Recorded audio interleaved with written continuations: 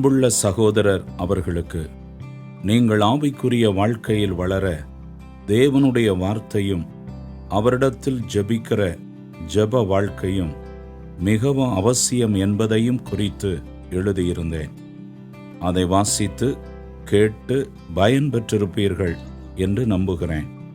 மூன்றாவதாக, ரட்சிக்கப்பட்ட உங்களுக்கு வேண்டியது உங்களைப் போல ரட்சிக்கப்பட்டவர்களோடு ஐக்கியம் கொள்ளுவதும் சபையின் அவசியமும் ஆகும். ஆண்டவராகிய இயேசு கிறிஸ்துவை சொந்த இரட்சகராக ஏற்றுக்கொண்டிருக்கிற நீங்கள் இப்பொழுது தேவனுடைய பிள்ளையாக மாற்றப்பட்டிருக்கிறீர்கள். இப்பொழுது உங்கள் வாழ்க்கையிலும் முன்பு இருந்தது போல அல்லாது ஒரு பெருத்த வித்தியாசம் உங்களுக்குள் இருப்பதை நீங்கள் அறிவீர்கள். முன்பு செய்த பாவங்களை வெறுக்கும் சுபாவம் உங்களுக்குள் ஏற்பட்டதனால் முன்போல பாவத்தை செய்யாதபடி அதை வெறுத்து ஒதுங்கி வாழ எண்ணுகிறீர்கள். இதற்கு காரணம் ஆண்டவராகிய இயேசு உங்கள் இருதயத்தில் வாசம் செய்வதினால் உண்டான மாற்றமே. ஆவிக்குரிய வாழ்க்கையில் நீங்கள் குழந்தையாக பிறந்திருக்கிறீர்கள். ஒரு பெரிய சந்தோஷம், மகிழ்ச்சி உங்களுக்குள் ஏற்பட்டிருக்கிறது. இது முடிவல்ல, இது ஆரம்பம். ஒரு விதையிலிருந்து செடி முளைத்திருப்பது போல ஒரு தாயின் வயிற்றிலிருந்து குழந்தை உலகத்தில் பிறந்திருப்பது போல தேவ ராஜ்யத்தின் பிள்ளையாக இந்த பூமியில் ஆவிக்குரிய ஜீவியத்தில் குழந்தையாக பிறந்திருக்கிறீர்கள். இதைத்தான் மறுபிறப்பின் அனுபவம் என்று வேதம் கூறுகிறது. இதே உலக வாழ்க்கையில் பாவத்தை நோக்கி சென்று கொண்டிருந்த உங்கள் இருதயம் மாற்றப்பட்டதினாலே இப்பொழுது தேவனை நோக்கி தேவ பாதையில் செல்லுகிறீர்கள். ஒரு செடி வளர்ந்து மரமாகி கனி கொடுக்கும். ஒரு குழந்தை வளர்ந்து பெரியவர்களாவார்கள். அதுபோல ஆவிக்குரிய வாழ்க்கையில் நீங்கள் வளர வேண்டும். ஒரு செடி வளர தண்ணீர், உரம், சூரிய வெளிச்சமும் பாதுகாப்பும் அவசியம். ஒரு குழந்தை வளர தொடர்ந்து தாயானவள் அந்த குழந்தையை பராமரித்து ஏற்ற வேளையில் தேவையான ஆகாரம் கொடுத்து போஷித்து வளர்ப்பது போல, பாதுகாப்பது போல நீங்கள் ஆவிக்குரிய வாழ்க்கையில் வளர ஆவிக்குரிய ஆகாரம் அவசியம் வேண்டும். அதற்கு வேத வசனம், ஜெபம், ஐக்கியம் அவசியம் தேவை. தேவன் தம்மை வேதத்தின் மூலம் வெளிப்படுத்தியுள்ளார். வேதாகமத்தை வாசிக்கும் பொழுது தேவன் எப்படிப்பட்டவர், அவருடைய குணங்கள் என்ன, அவர் நம்மிடத்தில் எதிர்பார்ப்பது என்ன, நாம் எப்படிப்பட்ட வாழ்க்கை வாழ வேண்டும் போன்ற பல காரியங்களை அறிந்து அதனுடைய வெளிச்சத்தில் மட்டுமே கிறிஸ்தவ வாழ்க்கை நாம் வாழ முடியும். வேத வசனத்தின் மூலம் ஆண்டவர் உங்களோடு பேசுவார். ஆண்டவர் உங்களை வழி நடத்துவார். அவருடைய வார்த்தை நமது கால்களுக்கு தீபமாகவும் நமது பாதைக்கு வெளிச்சமாகவும் இருக்கிறது என்று வேதத்தில் கூறப்பட்டுள்ளது. மேலும் வேத வசனம் உங்களுக்கு மகிழ்ச்சியையும் சமாதானத்தையும் தரும். அதுவே செவ்வையான பாதையில் நடத்தும். எனவே வேதத்தை தினமும் வாசித்து தியானம் செய்யுங்கள். நீங்கள் தினமும் ஜெபம் செய்ய வேண்டும். ஜெபம் என்றவுடன் அது ஏதோ ஒரு மந்திரம் என்று எண்ணிவிடக்கூடாது. ஏதோ எழுதியிருப்பதை தினமும் வாசிப்பது அல்ல. ஜெபம் என்பது தேவனுடன் நீங்கள் பேசுவதாகும். எப்படி ஒரு பிள்ளை தன் தகப்பனிடம் பேசுமோ அதுபோல நீங்கள் தேவனுடன் பேசுவதே ஜெபமாகும். தேவனும் உங்களோடு பேசுவார். உங்கள் கவலை, உங்கள் பாரம், உங்கள் பிரச்சனை, உங்கள் தேவைகளை ஆண்டவரிடம் தெரிவிக்கும் பொழுது அதை அவர் கேட்டு உங்களுக்காக கிரியை செய்து தேவைகளை சந்திப்பார். என் நாமத்தினாலே நீங்கள் எதை கேட்டாலும் அதை நான் உங்களுக்கு செய்வேன். என்னை நோக்கி கூப்பிடு, அப்பொழுது நான் உத்தரவு கொடுத்து நீ அறியாததும் உனக்கு எட்டாததுமான பெரிய காரியங்களை உனக்கு அறிவிப்பேன் என்றும் அவர் வாக்கு பண்ணியுள்ளார். அதன்படியே செய்வார். யோவான் 14ஆம் அதிகாரம் 14ஆம் வசனம், எரேமியா 33ஆம் அதிகாரம் 3ஆம் வசனம். எனவே தினமும் காலை மாலை மற்றும் நேரம் கிடைக்கும்போது ஆண்டவரிடம் ஜெபியுங்கள். உங்களுக்கு நேரம் கிடைக்கும்போது என்னை வந்து சந்தியுங்கள்.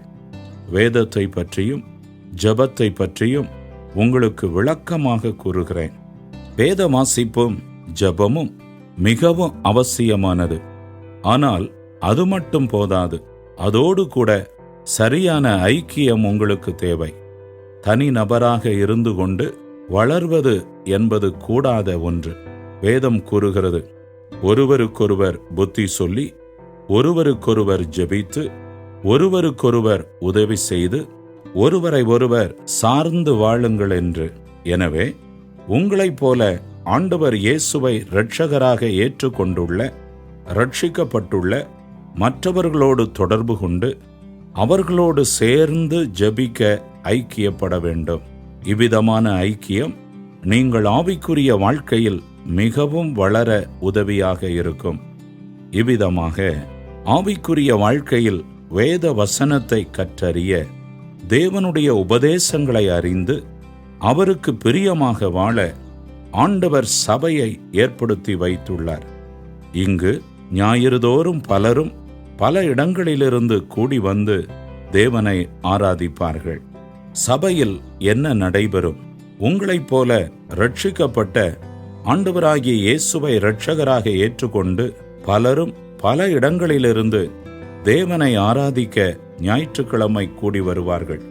சங்கீதம் 95:2 கூறியுள்ளபடி, துதித்தலுடனே அவர் சந்நிதிக்கு முன்பாக வந்து சங்கீதங்களால் அவரை ஆர்ப்பரித்து அவரை போற்றி பாடல்கள் பாடுவார்கள். ஆண்டவர் இயேசு எவ்வளவு பெரியவர், அவர் எவ்வளவாக நன்மைகளை செய்கிறார் என்பதை நினைவுகூர்ந்து அவருக்கு துதிகள் ஏறெடுக்கப்படும். சங்கீதம் 49 கூறப்பட்டுள்ளபடி மகா சபையிலே நீதி பிரசங்கிக்கப்படும். ஆண்டவர் நமக்கு கொடுத்திருக்கிற வேத புஸ்தகத்திலிருந்து சபையின் போதகர் அதை விளக்கி போதிப்பார். அதன் மூலம் நம்முடைய ஆவி தேவனோடு நெருங்கி ஐக்கியம் கொள்ளவும், நாம் எப்படி வாழ வேண்டும் என்று தேவன் விரும்புகிறார் என்பதையும், ஆண்டவர் நமக்கு தரும் ஆலோசனை, வழிநடத்துதல் போன்ற காரியங்களையும் அறிந்து நாம் சரியான வழியில் செல்ல ஆண்டவர் நம்மோடு பேசுவார். அதை அறிவதினாலே நாம் ஆண்டவருக்கு பிரியமாக வாழ முடியும். மேலும் உங்களுக்காக, உங்கள் குடும்பத்திற்காக, உங்கள் பிரச்சனைகள், நோய்கள், உங்கள் தேவைகளுக்காகவும் ஜெபிக்கப்படும். ஆவிக்குரிய வாழ்க்கையில் வளர நல்ல ஐக்கியமும் ஆலோசனையும் கிடைக்கும். சபை ஆராதனையில் கிடைக்கும் ஆசீர்வாதம்.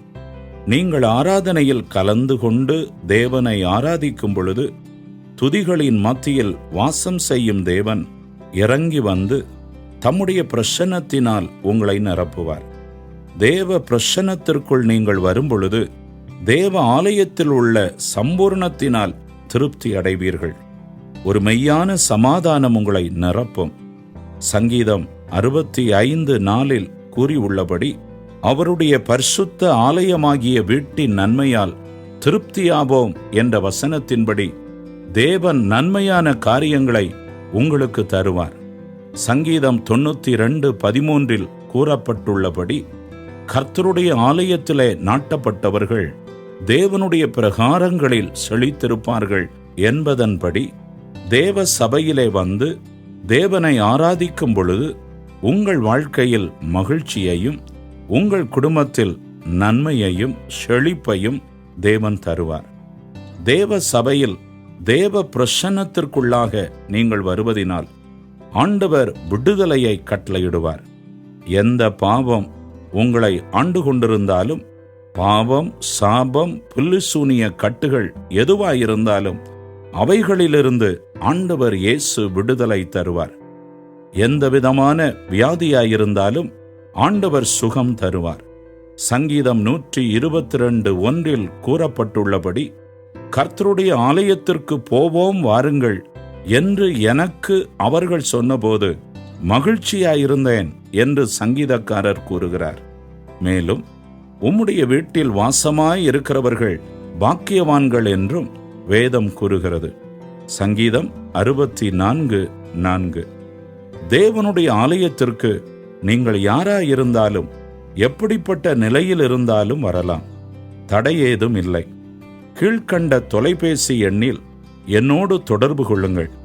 ஞாயிறு எந்த இடத்தில் எத்தனை மணிக்கு ஆராதனை நடைபெறும் என்பதை உங்களுக்கு தெரிவிக்கிறேன். நீங்கள் குடும்பமாக வாருங்கள். உங்கள் வரவை ஆவலோடு எதிர்பார்க்கிறேன். உங்களுக்காக ஜெபிக்கிறோம். ஆண்டவர் இயேசு உங்களையும் உங்கள் குடும்பத்தாரையும் ஆசீர்வதிப்பாராக. கீழ்க்கண்ட கேள்விகளுக்கு பதில் வாட்ஸ்அப் மூலம் எனக்கு தெரியப்படுத்துங்கள். 1. புதிய ஏற்பாடு அல்லது பைபிள் தினமும் வாசிக்கிறீர்களா? எந்த பகுதி இப்பொழுது வாசித்து வருகிறீர்கள்? 2. தினமும் காலையும் மாலையும் ஜெபம் செய்கிறீர்களா? 3. சபை ஆராதனையில் உங்களுக்கு கிடைக்கும் ஆசீர்வாதங்களை பற்றி அறிந்து கொண்டீர்களா?